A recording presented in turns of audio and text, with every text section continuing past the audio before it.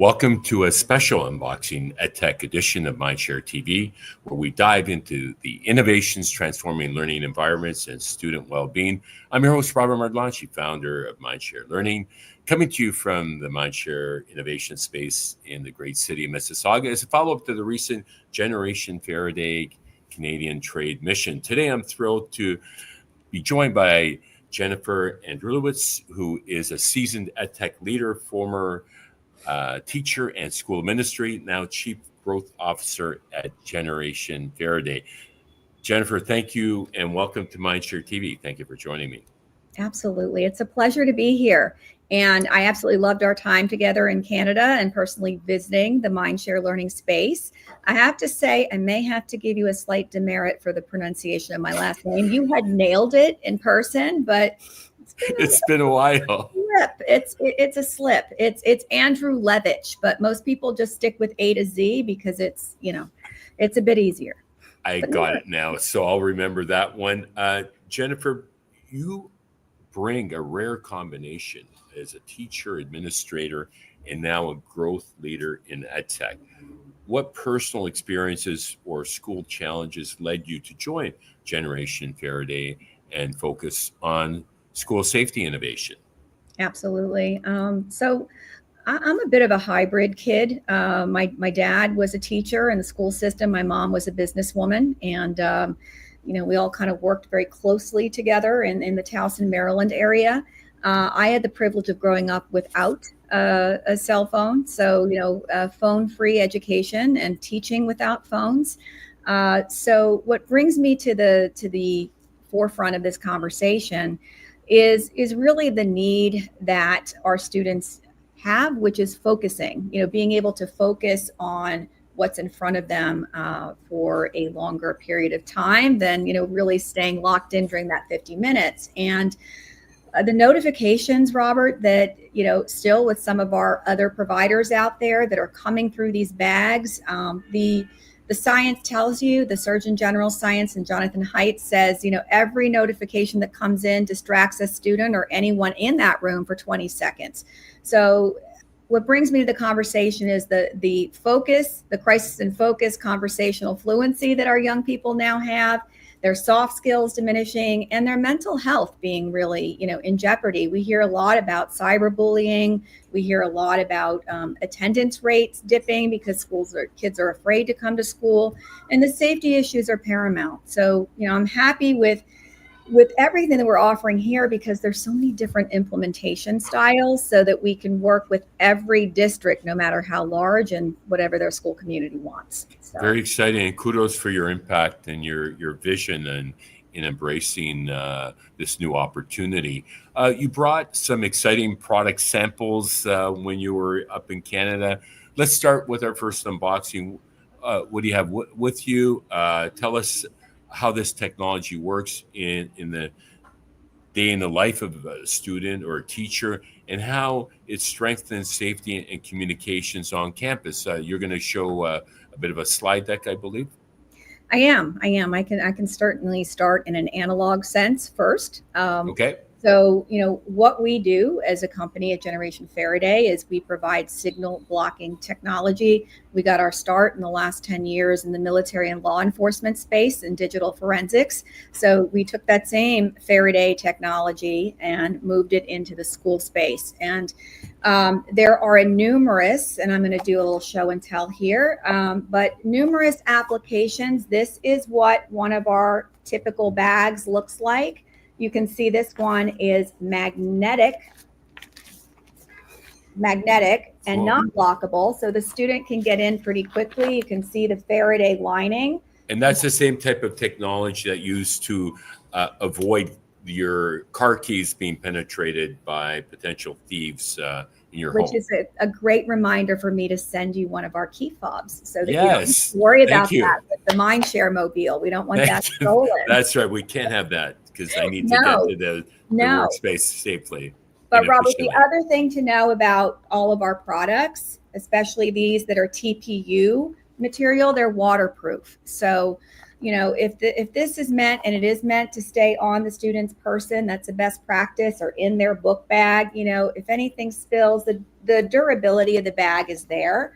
But then we also have this ballistic nylon with Velcro that we offer. Some of our districts like to hear the students when they're trying to get in. Right.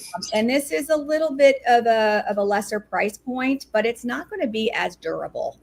Right. It's just not going to hold up as well. But a lot of different implementation styles, as well as in the upper elementary schools. We mainly service middle and high school, but in the upper elementaries, we are seeing more and more need for management for the watches, the earbuds. And I was just interviewing somebody, fun story, and she told me that her kids will put one earbud in, especially the girls, and then move their hair over right like this. So they're trying to listen to music, and there's a lot of psychological safety there. They're tethered to their phones. So we feel, absolutely, Robert, and I know that I talked to the great people up in Peel and Toronto school district. We feel that this is a good solution here because more school boards are saying, you know what, student safety is critical. We want students to be able to access in case of an emergency. But here's where our app comes in. I'll show you that in a minute, and I'll go live on my deck. But the app is going to track, because of these serialized numbers here, every bag 1-to-1 is one of our implementation models. If a teacher is in the classroom and a student is not complying with staying out like they're supposed to be, the teacher can go into the app and very quickly put a check mark next to that student's name. And at the end of every week, data, the supervisors get the report. If a student is not complying, they can go into, or have the opportunity to experience a little bit more help. We'll call this a tier 2 solution, where they're in our lockable bag. And so, very easy to get in and out of with our unlockers, which can be positioned around your school entryways and egresses. And then we have our little handhelds here for teachers to have in the classroom. But schools are seeing this as a way to create more student agency with magnetics, and to inspire trust, which is what we all want to do. And a lot of what we're hearing is it's only about 10% of the students who are going to try to really get into those bags. So, why not use a magnetic as a tier 1 and have everybody feel good about it? The last thing I'll say before I go into our deck is that we do offer a myriad of custom Faraday bag covers. And you'll see here, I see that lovely bright blue that is that's St. Michael's blue. I know. St. Michael's blue, or our MindShare logo as well. Exactly. So we're going to talk about that for your Canadian tech. But we can put a logo on here. We can put a custom color on. And so that is very easy for us to do. And you just sparked an idea. What a brilliant giveaway for our summit. I know, we talked about that. So I'm resparking that idea. I think it is a good giveaway. We can work on that. Fantastic. And so I'll go over one of the things I know for sure, Robert. Shout out to, first of all, you. I met you through ERDI, being one of our experts there. And similarly, I just hired Dr. Julie Vitale as our superintendent in residence. Impressive. AASA board member. Thank you. So she's really bringing that, knowledge of what's happening in school districts right now, especially with California and its House Bill 3216, how Governor Newsom wants that state to have cell phone policy locked in by 2026. So every state in the U.S., I know this is Canada, and we'll get there. Every state in the U.S. has legislation coming out, and I know that Quebec just did the same thing. So I would like to have that conversation. So yes, we will keep it all things Canada, and I promised I won't try my A. It's going to sound Italian if I say A. No worries. All right, present. Let's see if I can work my magic here. And while you're setting up, I was going to comment that in my conversations with parents around Generation Faraday, they think it's a great idea for home use as well. Yes. Because it's just not the school hours, it's also after hours. So there's an opportunity for districts to offer an extended program beyond just having them available at school. I love that. Thank you for bringing that up. That was one of our recommendations from Dr. Vitale, saying, you know what, we could possibly sell these in our school store, and parents who want to, continue on at home and bring back that family dinner or more study time could do that. So I love that idea, continuing the day on, and just a few more hours for our students to get back to analog, and there's something important there. So I talked a lot about this. Here's the visual. So our Surgeon General, this was a while back, you talked a lot about the studies and the white papers that are out there. And so many of them have been done, but this is one that really came, full front. When the Surgeon General starts calling out something as a warning, then you're going to want to listen to it. Common Sense Media brought up a lot of this research as well, as did Dr. Jonathan Haidt in The Anxious Generation, which is an excellent book that a lot of our superintendents and their cabinets are reading around the U.S. Wow. And it really shines a light on, the perils of the smartphone. Like, hey, it's okay to have a dumb phone, if you will, a little flip phone for that emergency, 3-letter text or call. But do we really need to be on social media platforms before the age of 14, before our brain, our prefrontal cortex is fully developed? No, we don't. So our executive decision making isn't there as a 13-year-old. And kudos to Governor Hochul for my home state for going out and fighting big tech and saying, you know what, we're going to get that teen Instagram account, to protect our students at these most vulnerable ages.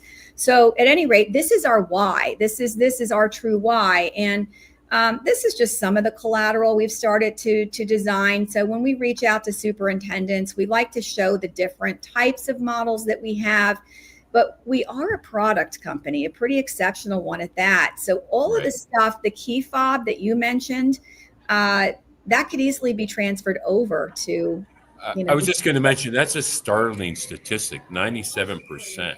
Yeah, kids. It is. Like, that's such a time waster, and that's on a daily basis. So you multiply that through the school year, that's hours and hours and hours of lost student learning time. Yes. And, it could be for ourselves too. I'm a victim of scrolling at night, right? And so it's like putting that down and picking up a book. It's a good reminder to all of us who are, have cell phones in our lives. 100%. Yeah. So a little bit about our team. I think I'm employee number 46. I want to say we're based in Santa Barbara, California. You can't really see too closely here, but really great group of people, wonderful culture. And again, these are all folks who work on all sides of our business. So that's military, law enforcement, MOS equipment. And I was brought on to really spearhead our business unit for education. So I'm currently hiring, building a team, some great young talent coming in. I like to bring people in who have been former educators because they have that vernacular. They understand what it's like to be in the classroom with a phone.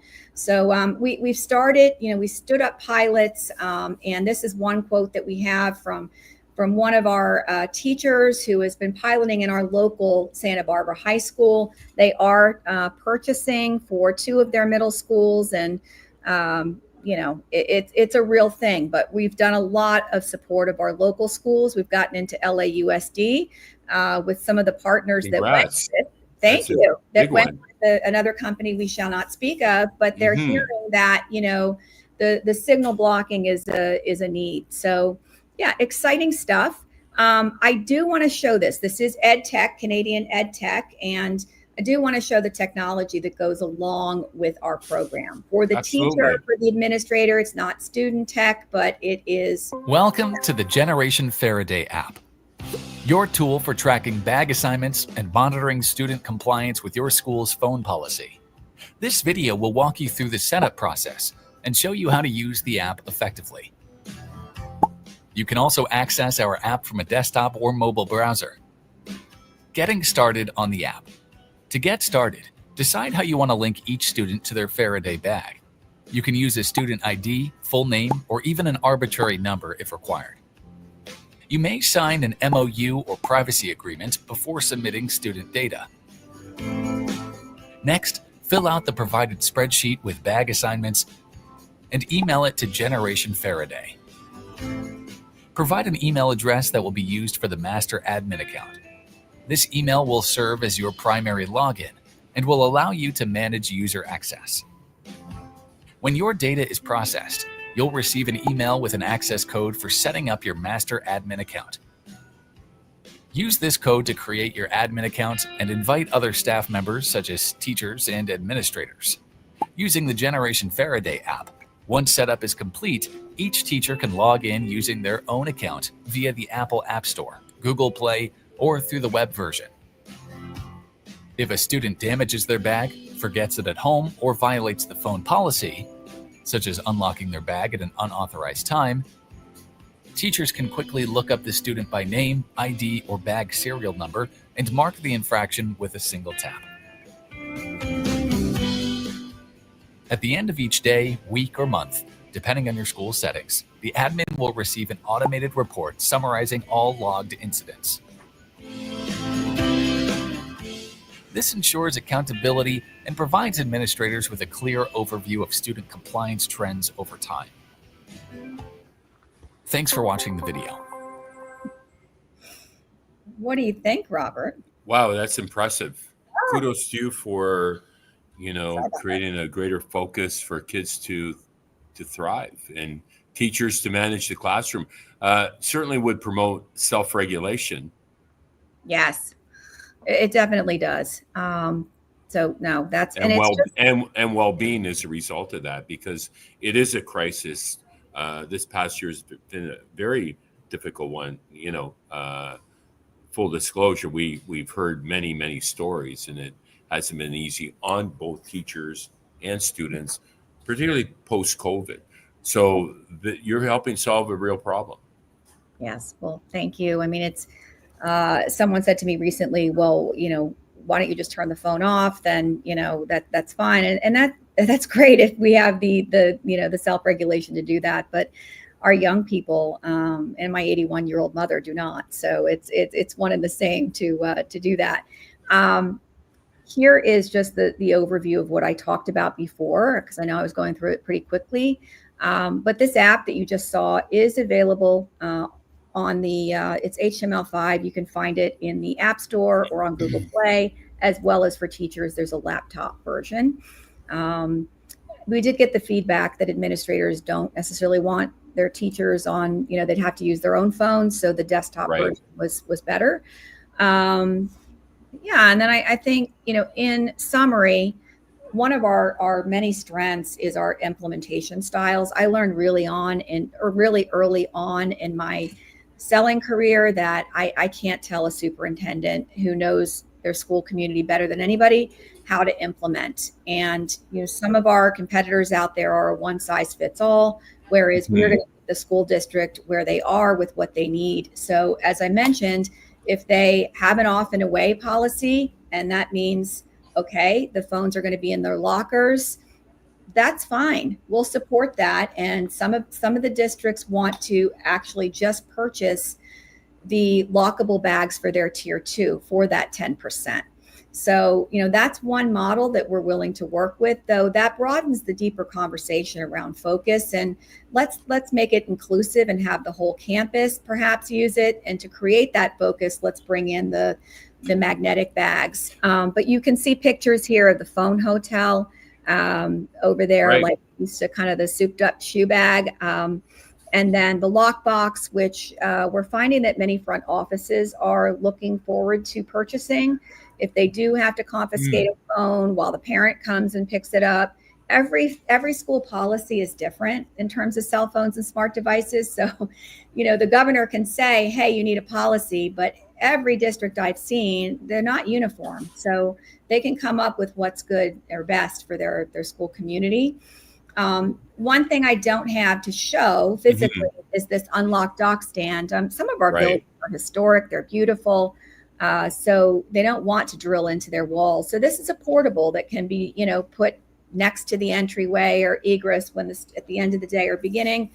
for those students who do need to unlock. It's a very quick process. Handheld, lots of different opportunities for, for product. And we're always looking at feedback. I have an R&D panel at ERDI, and I'm excited about it because I can bring in some of these different products from Mission Darkness and say, what is going to resonate in your school community? I think we've got a lot of exciting things we can bundle to enhance this well-being for everybody. In closing, so what we're currently doing, Robert, is we are offering, as we know, this is our 50 golden days of going into building advocates in the K-12 market. So we are offering pilots. I don't believe in free pilots, FYI, but we are offering pilots of our program. Whether a district wants to try that out in one school, two schools, or whether it's a grade level, we can work with them, certain classrooms. So that's going out in full force. And then other districts are a little bit more, they've done their research, they're ready to make a purchase. So for those districts that know what they want, we are offering premier pricing for this first year. And, we can lock that in for 3 years. Our pricing is super competitive, and we're actually able to offer bulk pricing pretty easily. So I don't like to lead with price, but I will say that we can work within most districts' budgets and, certainly work with consortiums as well, or, if they're buying consortiums in Canada. But yeah, looking forward to continuing the conversation with our Canadian partners that you introduced me to.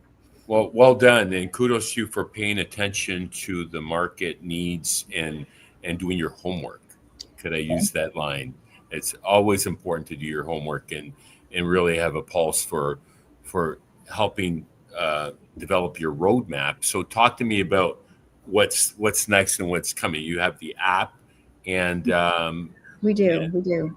Well, remind me of the gentleman's name. I should know it by heart, but the gentleman from Quebec, is it Mike? Michael Helm. Yeah, I saw him in Montreal at F1 recently. Yes. So Michael has some challenges coming up. The province of Quebec has stringent rules, so they would be obviously very well timed to leverage your technology. That's great. He asked me a question that I did go back and get an answer to. He said, with the student data, would there be a possibility for the province, the ministry, the district to house their own data? So they, didn't want Generation Faraday housing data. And I did get a quick answer from our CEO saying, oh, yeah, we can do that. And then our CTO was like, yeah, we can do that. So, there are ways to think about that, but certainly, we don't have to house the data in-house. We can think about that differently. And certainly for an initiative of that size, that's something we would want to partner and build alongside. Brilliant. And so reflecting on your trade mission to Canada recently, thoughts on what you learned from the Canadian education systems and leaders, and opportunities to make an impact. Yeah, well, firstly, I had a great companion and tour guide, so to speak, education partner in you, and just being able to see the whole school community. I remember going into a classroom that you took me into where you were doing an entrepreneurial, workshop with these kids, and they were delightful. They all were so interested in what we were doing. So you really gave me a broad perspective of what it's like in a Canadian classroom, going to St. Michael's where your kids went, personal experience there, and then getting to go and meet with, some top districts and provinces. It really was wonderful. I would say the one unexpected thing that I learned, and thank you for this, because it's just going to be the gift that keeps giving, is I had no idea that Niagara wines were that good. So that Cabernet Franc, what was it? Megalomaniac. Yes. I mean, it wasn't, we shouldn't be talking. There's a value add on your unboxing, not only unboxing your product, you're even unboxing wines for Megalomania. That's for another podcast. It might be, I'm culturally Italian, but no, I really thought that we had the introduction to some great conversations, including potentially working with a distributor in Remy. And Right. So a lot to do, a lot of next steps, and I'm excited about coming back, and then also coming to your event in the fall. I think that'll be a good Yes, opportunity. October 29th to 30th is our 16th Canadian EdTech Leadership Summit. On the focus theme is around student well-being and sustainable learning in an AI-inspired world. So it's about human connection. We're really focused on that, as well as the solution that you provide. So Jennifer Andrulewicz, Chief Growth Officer at Generation Faraday, thank you for sharing your powerful story and giving us firsthand look at the tools and the thinking behind Generation Faraday, from the classroom to the boardroom. It's inspiring to see how your journey is making schools safer and more connected. To our listeners and viewers, follow Generation Faraday's continuing journey in Canada and beyond through this MindShare TV and our digital platforms. Until next time, my name is Robert Martellacci. Stay healthy, stay safe, and keep the learning curve steep.